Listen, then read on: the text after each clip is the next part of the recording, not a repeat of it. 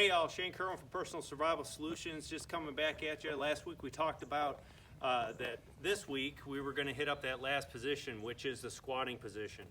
Now I know there's going to be some people out there that because of physical limitations and flexibility, mobility issues, you're not going to be able to do this. And that's fine. If you can't, it's just not something that goes into your system. But if you do have the flexibility, mobility, and the physical capabilities, it does add for a solid, stable, durable position that if I have, say, a low wall or a car or some piece of cover, or I just want to do a positional shift, it gets me down and reduces my silhouette.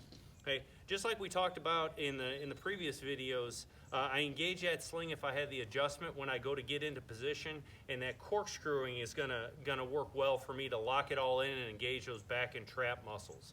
So if I'm going this way, getting ready, I'm gonna come and I'm gonna bring it into that position of strength. I want to set that foot, okay, as I go to drop down. As I come up with my other one, I'm gonna corkscrew down into that position. I'm gonna drop down. I'm going to drop my shoulder, pressing the gun out and corkscrewing it in.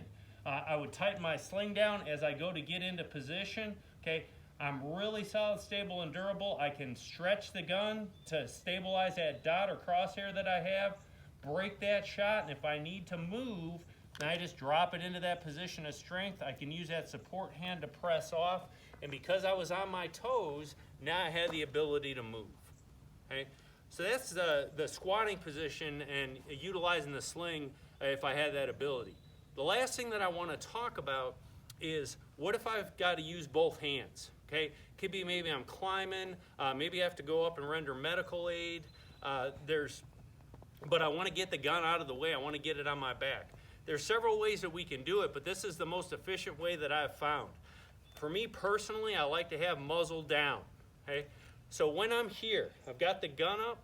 If I want to roll it to my back, I'm going to take that support hand and I'm going to swim out of the sling, bringing it back to grabbing the forearm of the rifle. I'm going to take my master grip hand, slide it through, grab and control the rifle, pull it back, and then if I have to tighten the sling down, then I can go ahead and tighten it down, and now it's on my back. Again, your sling is going to dictate if we have the ability to tighten it down or not, and I can do whatever I need. I can climb, I can get down and work on a patient. Okay? Some people will say sling it over, muzzle up. What I find is I go to lean forward, that gun comes over. Also, I tend to grab the barrel when I go to sling it on my back, which makes it hot. Okay? When I want to bring it back out in front, I can pull some off of the sling. I'm going to swim back out of it. I can bring the gun up and engage if I need to, wearing it like a necklace, and when I have the opportunity, I can swim through with that support hand, and I'm good to go. Okay?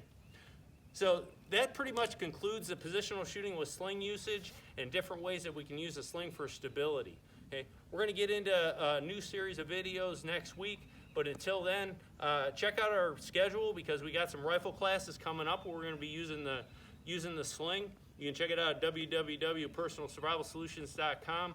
Hope to see you out on the range. Always vigilant, always prepared.